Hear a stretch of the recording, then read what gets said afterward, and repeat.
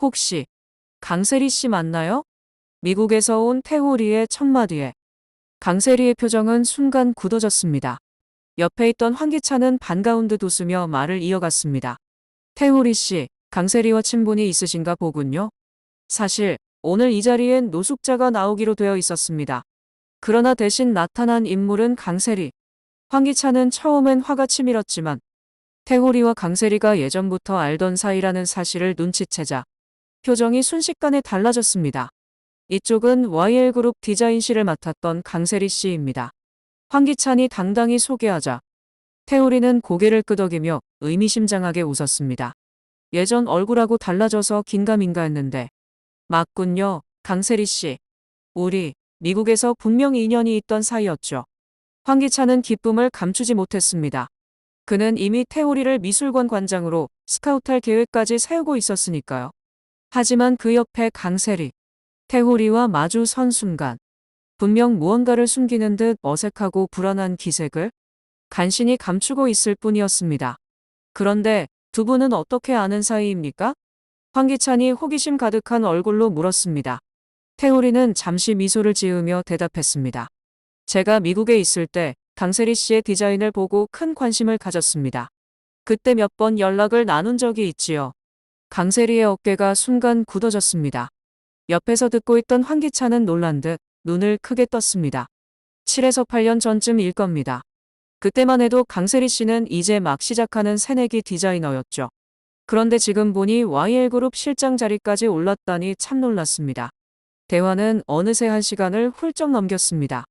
강세리의 속은 서서히 뒤틀리듯 울렁거렸고 얼굴빛은 하얗게 질려만 갔습니다. 이윽고 태호리가 말을 이었습니다. 미술관 관장 자리 제의는 한번 생각해 보겠습니다. 하지만 한국 사정을 잘 아는 사람이 곁에 있어야 하겠지요. 혹시 최자영 씨는 어디 계십니까? 강세리의 눈이 순간 크게 흔들렸습니다. 곁에 있던 황기찬은 얼버무리듯 답했습니다. 그분은 지금 여러 사건에 연루되어 있어서 글쎄요, 쉽게 뵐 수 있는 상황은 아닙니다. 제가 한번 알아보고 연락을 드리도록 하겠습니다. 태우리는 천천히 과거 이야기를 꺼냈습니다. 사실 한국에 있을 때 저를 도와주신 분이 계십니다. 황기찬이 고개를 갸웃하며 물었습니다. 누구 말입니까? 태호리의 눈빛이 깊어졌습니다. 최자영 관장님이십니다. 그분께서 제 미술 재능을 일찍 알아봐 주셨습니다. 생활이 어려운 저를 경제적으로 후원해 주셨고 무엇보다 미국 대학에 입학할 수 있도록 길을 열어주셨죠. 강세리의 얼굴빛이 순간 굳어졌습니다.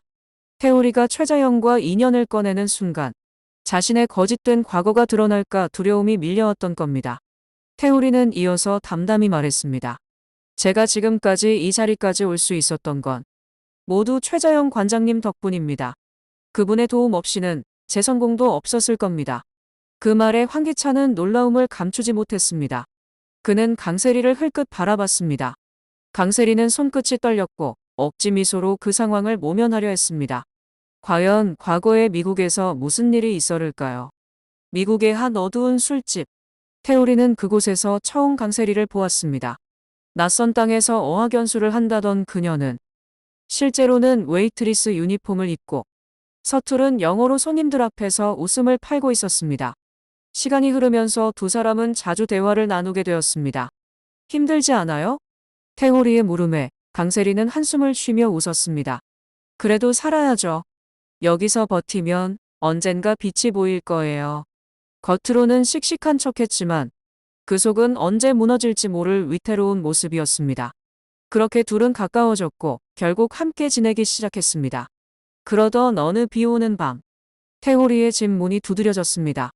강세리는 눈물범벅 얼굴로 써 있었습니다. 태호 씨, 미안해요. 제발 도와줘요. 그녀는 떨리는 목소리로 설명했습니다.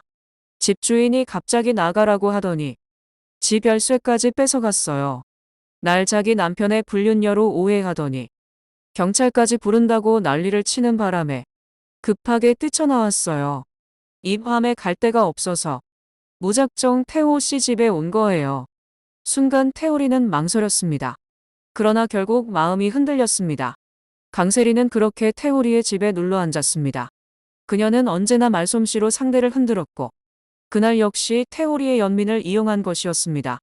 사실 강세리의 말은 반쪽짜리 진실이었습니다. 부잣집 집주인과 얽힌 건 오해가 아니라 사실이었습니다.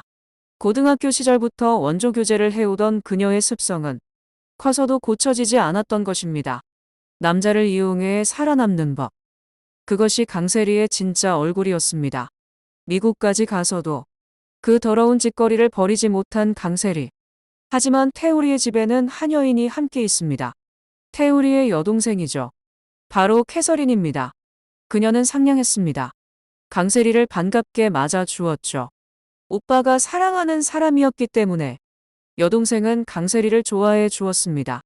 같은 여자가 보기에 여우 같고 한 번씩 오빠를 가스라이팅하는 모습도 보였지만 오빠가 사랑하기 때문에 모든 건 이해하고 넘어갔습니다. 하지만 태우리의 집에는 한 여인이 함께 있습니다. 태우리의 여동생이죠. 바로 캐서린입니다. 그녀는 상냥했습니다. 강세리를 반갑게 맞아 주었죠.